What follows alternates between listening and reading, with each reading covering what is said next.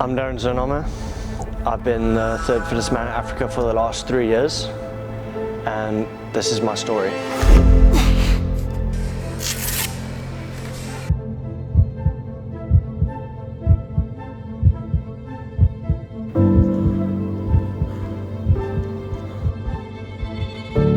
So I used to train at a commercial gym, and I was limited on equipment there. The staff didn't really like me because I was doing funny things of calisthenics and all that, and the equipment didn't suit my style of training. So I knew CrossFit gym had the stuff that I wanted and I needed. So I went to a CrossFit gym, and the owner of the gym told me I can't do my own thing and I have to do the class. And I was disappointed because at the time I wasn't interested in CrossFit at all.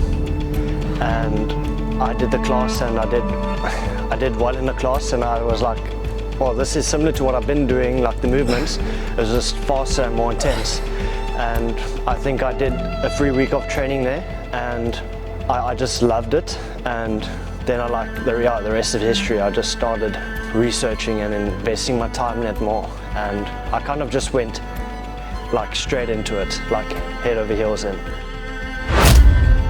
Last year, leading up to semi-finals, the 2023 semi-finals,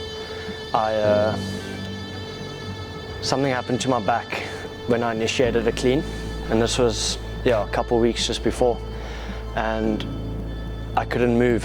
Like I was limited in movement, and did everything I could.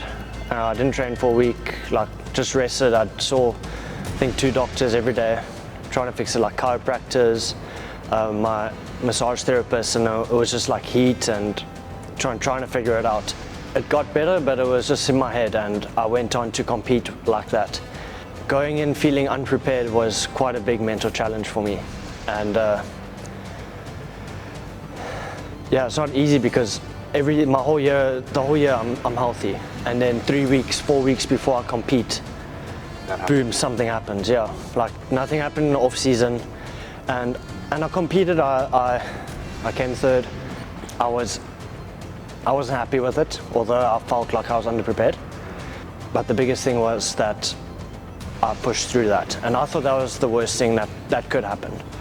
And then it did get worse, because going into this last season that's passed, 2024, I started the open and my back wasn't great.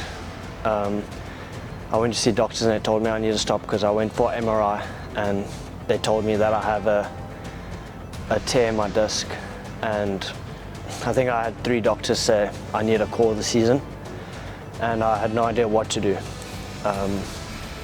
to fix it. And just speaking to people like my girlfriend, her mom, they knew what to tell me. They like my girlfriend's mom has been there. She's had the back issues I've had, and we came to the conclusion that I just need to make my back bulletproof, like strengthen it. So I had to rest it through the open. I couldn't do much through the open, and basically going through the open was just trying to bulletproof my back. It was like train 1 day, rest 3 days, train 2 days, rest a day. Like it was on and off, and every week I thought I was gonna call the season right there, especially like on the second open workout. It was like rowing, double unders, deadlifts, everything I was supposed to do. And my confidence was low. It was like my worst open ever. Not that it mattered, it wasn't ideal to start the season off like that for me personally. And I just thought it could only go downhill from here, because the training's supposed to get more, but then my back's gonna get worse. That was in my head. But my coach, my dad, everyone around me, my girlfriend, her family, everyone just said, let's just try. And that's what I did. And quarterfinals came, and I was fine. Like my back was getting better. I was feeling good. Quarterfinals was fine. And then right after quarterfinals, I wanted to go to Joburg to prep for semis, to get used to the oxygen. And arrived to Joburg and started training. I was feeling good, body was feeling good. Well, overall I was feeling good, but my back was like feeling like it was stiff from the drive, but it was nothing that was concerning me. And I think probably my 4th day there, my back, I initiated a pull on a snatch. It was a heavy snatch, and as soon as I got above the knees, like my whole back just seized and I couldn't move I think I laid down on my stomach for 90 minutes, and everyone at the gym was helping me. They put chiropractor came to help me that worked there.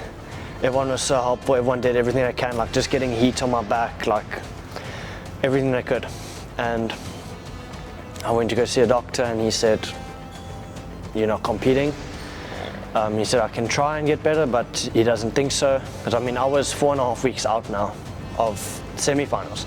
So he told me that's my season, and obviously knowing semi-finals is not an easy competition. I feel good when I'm always training. I don't like to take days off. Like every day I miss, every session I miss. It feels like I'm taking one step away from being able to be at my best. Like no matter how tired I am, I always want to be in the gym doing something, or doing something to get there.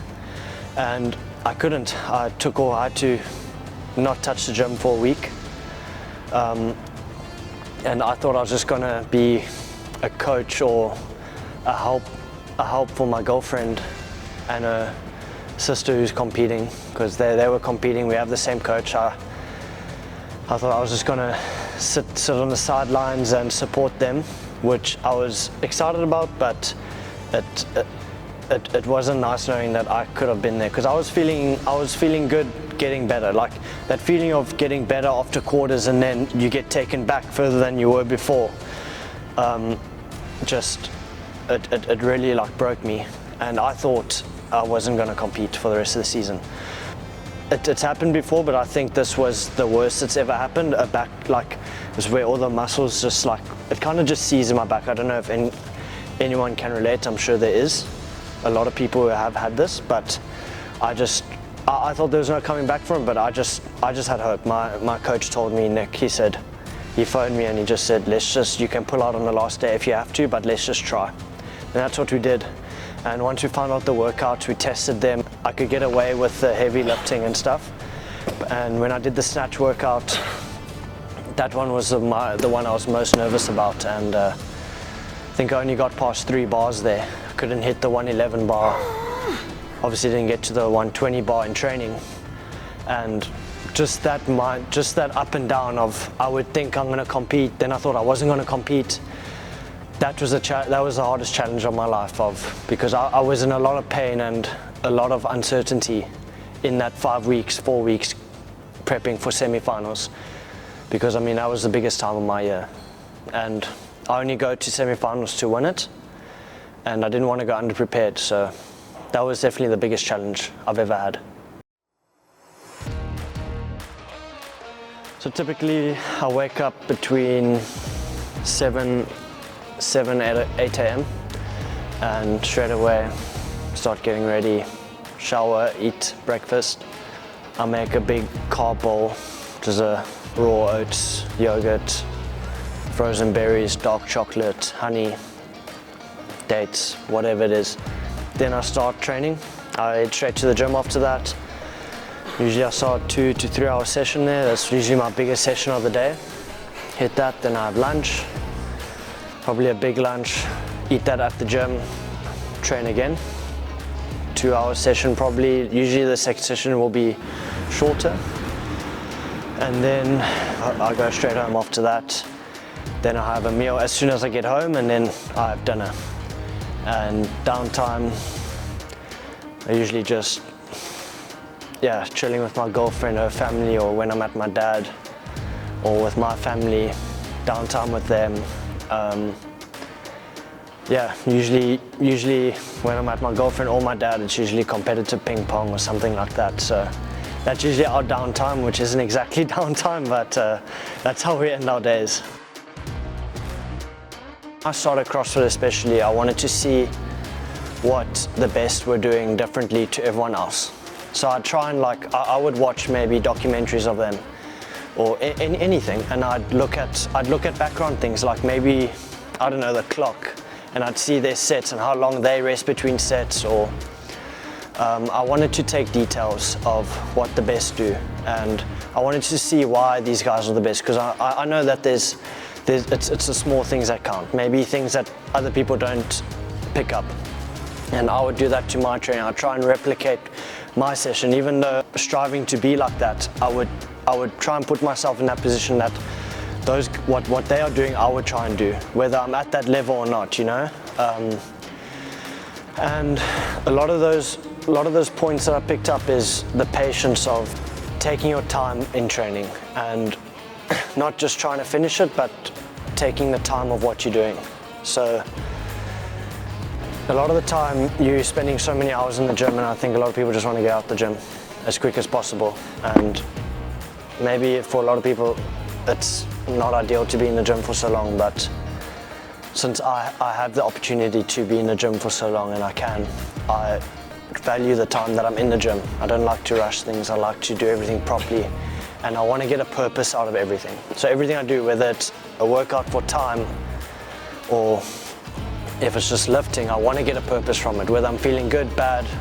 Like, for example, some days maybe I'm feeling too tired and I'm not going to get the fastest time on a workout today, and so I'll make a goal of going unbroken or just hurting on one specific element of the workout and just making sure I get that stimulus, or small things like that. And also another big thing is, I think it's important to take a step back in order to go 2 steps forward. And what I mean by that is not worrying about your time on something or how much weight you have on the bar, but how you do it and how you move.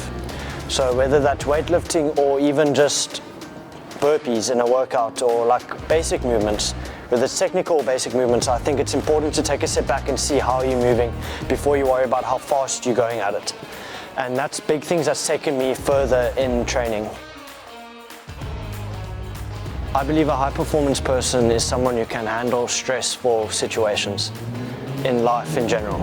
I don't think of it just in CrossFit, I think about in general life, in personal life, in business, in sport. I think if you can handle a stressful environment on a competition floor, you'll be better at handling stressful environments in real life. And that's a big part of why I do this as well, is to be good at handling stressful moments.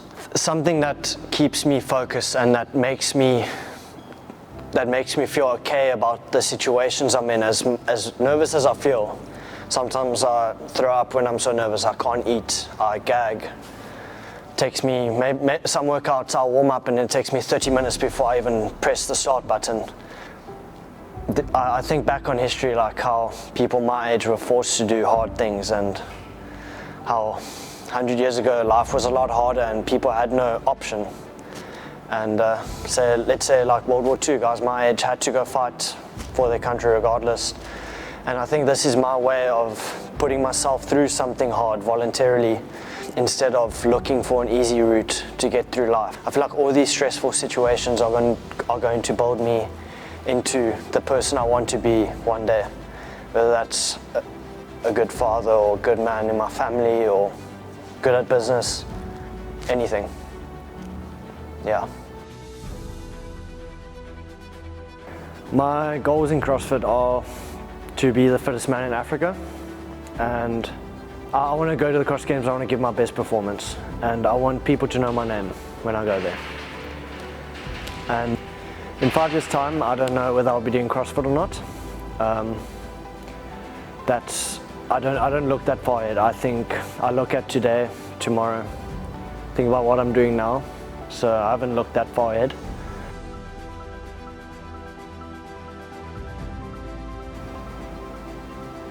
Don't do steroids. Fuck, don't quit. I never quitted though, so I'm proud of myself. I think the best piece of advice to give someone who's starting is not to give up, because so many times I was like this close to being like, fuck this, I'm done. I think it's just don't stop.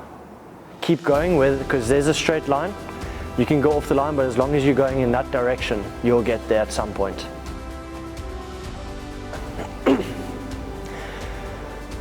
My best moment was this year at semi-finals.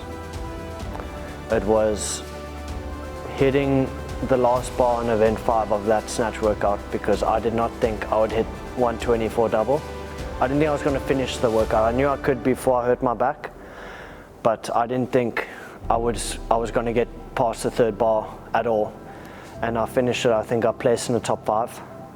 And in that moment, I missed the first rep at 120. And I got under it and I missed it. And I missed it because I was shocked. I was surprised that I actually got under it in the first place. And I just thought about everyone. My dad was behind me. I knew Nick was watching in Australia. I knew everyone, my whole family knew. My girlfriend was right in front of me and her family. They all knew what I'd been through to get to this point. And I told myself in that moment, I'm going to hit both these bars and I'm going to finish this workout. And that was the biggest moment for me since I started. I don't like it. I don't like being 3rd first man in Africa because I want to be first, and I know I have the ability to be first, as hard as it is, because competition is hard here in Africa, no matter what people say. We have a handful of very good athletes here. I think I'm the best and I can be the best, regardless of where I'm competing. It's a matter of doing it. And that means I have to, it's tough doing it above sea level.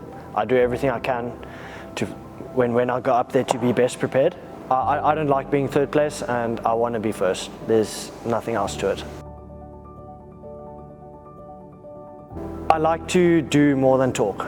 I've had scenarios where people have messaged me even before I started, like before I even did the open, before I've had people trash talk me kind of, and I guess I've had people maybe intimidated by it and they've spoken to me in not nice ways. I've never gone out of my way to bring someone down.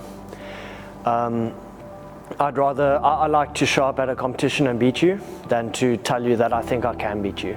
And I've had many people tell me that I could have done this. I've heard many people say they could have done this, they could have won this, but they didn't. And I like to show more than talk. So yeah, I think that's it. I just like to stay in my own lane. I do the hard work here because if I talk, I think I'm just going to embarrass myself if I don't win a competition or beat them. Back then when they started, there was so many intelligent people involved and it made me learn a lot. Like I met so many people through Alpha as well, which made me get the mindset I have today of how I approach things still. And I might not be talking to a lot of those people still, because obviously everyone goes their own way. It's been years, but I still remember things like it was yesterday, like things I learned, and